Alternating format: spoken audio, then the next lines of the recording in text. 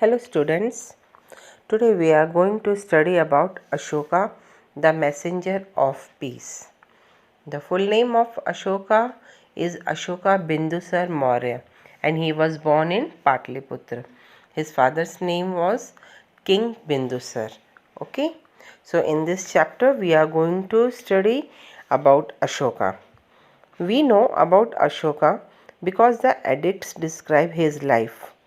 When he saw the slaughter and destruction of lives in Kalinga, he was filled with sorrow and remorse and decided to abandon all violence and warfare.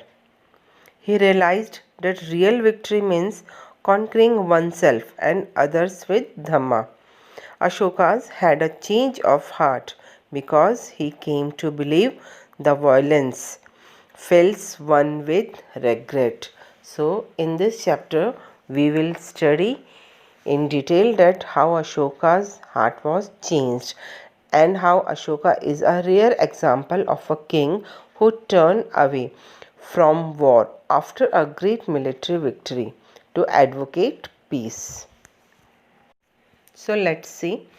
Until the last century, Ashoka was just one more name among a list of Mauryan kings mentioned in Puranas. Then, in the year 1837, James Spencer discovered the inscription carved on rocks in one of the earliest known Indian script, Brahmi. And suddenly, like a curtain, began raised a magnificent king named Ashokavardhan Piyadasi, or you can say Devanam Piya, beloved of gods, revealed himself to the world. पुराण के अंदर बहुत सारे Mauryan Kings के साथ साथ अशोका का भी नाम बहुत ही इज्जत के साथ लिया जाता है। ठीक है, तो इस पैराग्राफ में हमने क्या पढ़ा कि बहुत बड़े बड़े रॉक्स के ऊपर अशोका ने बहुत सारे अच्छे अच्छे मैसेजेस जो पहुंचाए थे, जब वो मैसेंजर बन गए थे, जो उन्होंने लोगों तक अपने मैसेज पहुंचाए थे, वो आज की डेट में भी रॉक्स के ऊपर लिखे हुए मिलते हैं। कौन सी लैंग्वेज में? इंडियन स्क्रिप्ट की ब्राह्मी लैंग्वेज में अभी भी रॉक्स के ऊपर वो सारे के सारे वर्ड्स डिस्क्राइब किए हुए हैं, कर्व किए हुए हैं। इस चीज़ को किसने सबसे पहले खोजा? 1837 में जेम्स प्रिंसेप ने। ओके, और उन्होंने क्या बताया इस पैराग्राफ में कि एक बहुत ही बड़ी सच्चाई से पर्दा हटा कि जो अशोका, जिसको सब लोग क्रूअल कहते थे कि वो बहुत ज़्यादा दुष्ट है, लड़ाइयाँ करता है और वॉर करता है, जिस चीज़ के लिए वो फेमस था, बट एक ऐसा युद्ध हुआ कलिंगा के साथ उनका, जिसके बाद अशोकावर्धन जो है उनका बिल्कुल ही हार्ट चेंज हो गया। तो अशोकावर्धन पियदसी जो है वो देवनम पिया के नाम से भी जाने जाने लगे। देवनम पिया का क्या मतलब होता है कि बिलव्ड ऑफ गॉड्स, भगवान को जो प्यारे होते हैं उनको क्या बोला जाता है? Devanampiya. Ashoka left a record of his reign for posterity curved as edicts on natural rocks and stone pillars and that have survived till now. Ashoka जो है उन्होंने अपनी राइन का मतलब है शासनकाल, अपने जितने मतलब समय तक उन्होंने अपने राज्य पे शासन किया, ठीक है, उतने टाइम तक उन्होंने क्या किया था कि ऑफिशियल ऑर्डर दे करके जितने भी स्टोन्स थे, मेटल्स की चीज़ें थी, पिलर्स थे, जो भी चीज़ें बनी हुई थी, उन सब पे क्या कर्व करवाया था? अच्छे अच्छे मैसेजेस कि हमको कहीं भी वायलेंस नहीं करना है, हमको किसी के साथ भी लड़ाई नहीं करनी है, शांति रखनी है। और ये सारे जो टेक्स्ट थे उन्होंने पाली और संस्कृत लैंग्वेज में हर एक जगह पे खुदवाए थे। कर्व करना मीन्स उसमें खुदवाना, ठीक है। और इससे हमें क्या पता लगता है कि अशोका की लाइफ और उनके वर्क के बारे में कि कैसे उनका हार्ट चेंज के बाद का जो जीवन था वो कैसा रहा। He was the first Indian king to issue edicts that recorded his exploit and spread his messages. Okay. In 261 BCE, Ashoka attacked Kalinga. but the Kalingans put up such a violent resistance that what followed was a massacre। ठीक है, 261 BC में जब अशोका ने कलिंगा के ऊपर चढ़ाई की थी, या आप कह सकते हो जब उनके साथ युद्ध किया था, तब वो जो युद्ध था वो एक मैसेक्रे मीन्स एक हत्याकांड में बदल गया था। यही वो टाइम था जब अशोका ने कलिंगा को कॉन्क्वायर तो किया, उसको जीता तो सही, बट उसमें जितना भी उसने ब्लड शेड देखा था वो उससे देखा नहीं गया। मतलब वो इतना ज़्यादा डिप्रेशन में चला गया था, इतने सारे लोगों को मरा हुआ देख करके उसने देखा कि इसमें बहुत सारे एनिमल्स, बहुत सारे लोग और कई लोगों के रिलेटिव्स, कई मतलब बहुत ब्लड शेड उसने चारों तरफ देखा, जो कि उससे बिल्कुल भी सहन नहीं हुआ। और ये ही सबसे बड़ा कारण था अशोका के हार्ट चेंज का। और उस ट्रेजेडी को देखते हुए अशोका ने अपनी जो जीती हुई जो सेना थी उसको भी उन्होंने छोड़ दिया, और उसके बाद वो एक बुद्धिस्ट बन गए। ये हिस्ट्री में पहले ऐसे राजा थे जिन्होंने जीतने के बाद अपनी जो मतलब जीत है उसको उन्होंने कबूला नहीं। उन्होंने सोचा कि मैं तो जीत के भी हार गया। ठीक है, यही जो उनकी ग्रेटनेस है, ये ही सारे रॉक्स के ऊपर हर जगह पे अभी तक भी एडिट की गई है। उन सब से हमें पता लगता है कि उनको कितना ज़्यादा पश्चाताप था, जो उन्होंने किया उसका उनको बहुत ज़्यादा रिमोर्स था। उस टाइम लोगों का ये मानना है कि ये जो सारी चीज़ें जो रॉक्स वगैरह पे उन्होंने कर्व करवाई थी वो खुद राजा ने ही करवाई होगी। तो रॉक्स पे क्या लिखा हुआ था कि beloved of the gods, king Piyadasi conquered the Kalinga 8 years after his coronation. 150,000 were deported, 100,000 were killed, and many more died.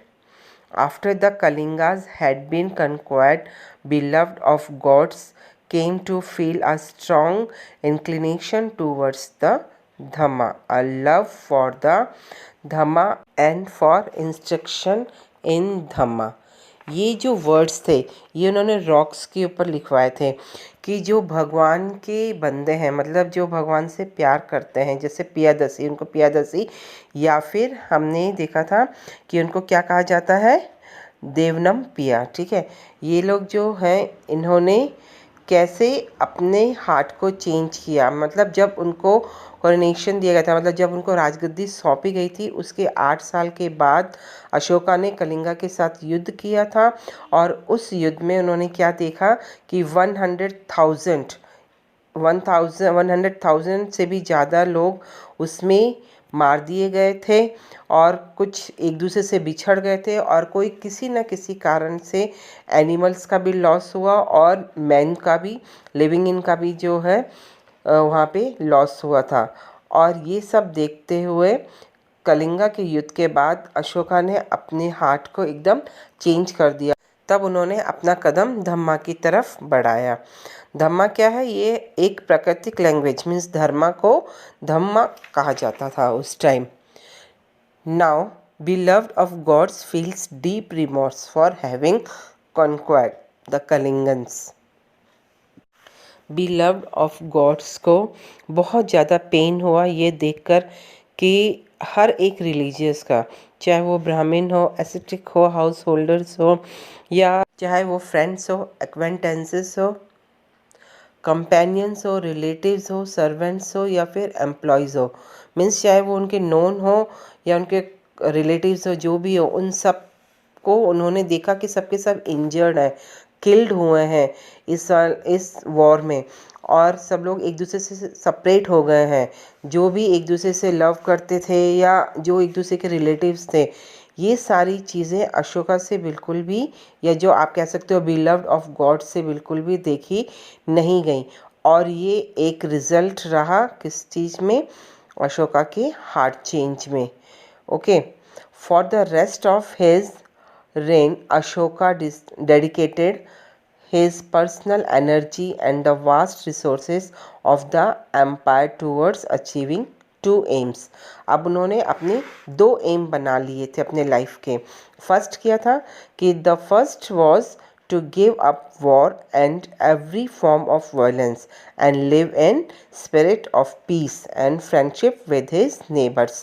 ठीक है, उनका पहला पॉइंट क्या था कि हमें कहीं पर भी नॉन वायलेंस, मतलब हमें कहीं भी वायलेंस नहीं करना है, हमें हमेशा पीस में रहना है, सबके साथ फ्रेंडशिप करके रहनी है, चाहे वो हमारे नेबर्स हों या फिर कोई भी हो। सेकंड क्या था उनका पॉइंट कि the second was to spread the word of dhamma among the people, encouraging a life of non-injury, self-control, equable conduct and gentleness। ठीक है, उनका सेकंड क्या था कि उनको कहीं पर भी किसी को इंजर नहीं करना है, अपने ऊपर सेल्फ कंट्रोल रखना है और सबको इक्वलिटी से देखना है, सबको बराबरी से देखना है, सबके साथ जेंटलनेस वाला काम करना, मतलब अच्छे से आराम से सबके साथ अच्छा बिहेव करना है। ही believed in conquest through Dhamma. After Kalinga Ashoka never fought another war. Kalinga के युद्ध के बाद से अशोका ने कोई दूसरा युद्ध नहीं लड़ा। Okay, Ashoka made a passionate appeal for tolerance among all religions. He also extolled the virtues of non-violence. For him, all life was sacred and war was evil। अब उनके लिए जो पूरी लाइफ थी वो बिल्कुल उनके गॉड के लिए उन्होंने अपनी लाइफ को डिवोट कर दिया, और वॉर जो है अब उनके लिए क्या हो गया, एक इविल के जैसे। पहले अशोक जो है वो अपनी मिलिट्री को यूज़ करते थे लोगों को मारने के लिए, एनिमल्स को मारने के लिए, मीन्स हर जगह मार काट मचाने के लिए। बट अब वो उसी मिलिट्री को किस चीज़ के लिए यूज़ करते हैं कि वो हर जगह, हर गांव में जाए, हर शहर में जाए, हर एक कस्बे में जा कर के वो हर जगह पे सिर्फ और सिर्फ नॉन वायलेंस लोगों को उसके बारे में समझाए कि हमें कभी भी किसी के साथ लड़ाई झगड़ा नहीं करना है, पीस बनाए रखना है, इक्वालिटी और चैरिटी को, इन सब बातों को स्प्रेड करने के लिए अब वो अपनी मिलिट्री का यूज़ करने लगे। पहले जब वो लड़ाई करते थे तब वो भैरी घोष बजवाते थे। ठीक है, उससे क्या होता था कि सबको पता लग जाता था कि अब युद्ध के लिए नगाड़ा बजा है। घोष, घोष मीन्स नगाड़ा बजाते थे पहले, भैरी घोष नाम उसको कहा जाता था। बट अब वो जो भैरी घोष है वो बिल्कुल बंद हो गया था, उसकी जगह अब धर्म घोषा का नगाड़े बजते थे कि अब हर जगह सिर्फ और सिर्फ धर्म की बातें होंगी। Okay, peace and universal brotherhood become the ideal of the king. Over 2000 years ago, Jawaharlal Nehru, in the glimpse of world history, puts it this way। Jawaharlal Nehru ji ने भी इनके बारे में अपनी बुक में लिखा है कि the whole of history is full of religious perceptions and religious wars, and in the name of religion and of God perhaps more blood was being shed than in any other name। It is good, therefore, to remember how a great son of India, intensely religious and the head of powerful empire, behaved in order to convert people to his ways of thought। ठीक है, उन्होंने क्या लिखा था कि एक भारत का ही जो बेटा है उसने कैसे एक युद्ध से इतनी बड़ी सीख ली। उन्होंने जब देखा कि उन्होंने कलिंगा के ऊपर चढ़ाई की और उस युद्ध को उन्होंने जीत भी लिया, बट उनको वो जीत बिल्कुल भी अच्छी नहीं लगी, क्योंकि जब उन्होंने देखा, एक जगह खड़ा होकर देखा कि चारों तरफ सिर्फ और सिर्फ खून है, सिर्फ और सिर्फ ब्लड है। ठीक है, तो ये चीज़ उनसे बिल्कुल भी सहन नहीं हुई और इसके कारण उन्होंने अपना हार्ट टोटली चेंज कर दिया। So Ashoka sent his messengers and ambassadors to the kingdom in Asia, Europe and Africa.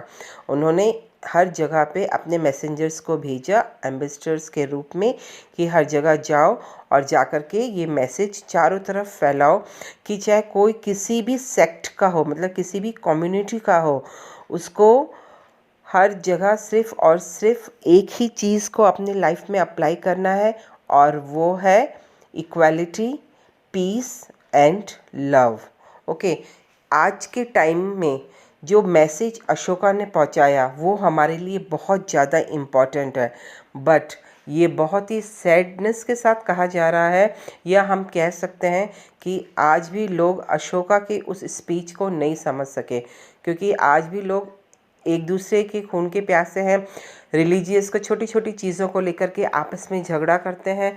तो ये हम लोगों को समझना चाहिए कि अशोका ने जो इतना बड़ा उसका हार्ट चेंज हुआ, उससे हमको भी कुछ ना कुछ इंस्पिरेशन लेनी चाहिए, हमें भी अपनी लाइफ में उस चीज़ को अप्लाई करना चाहिए।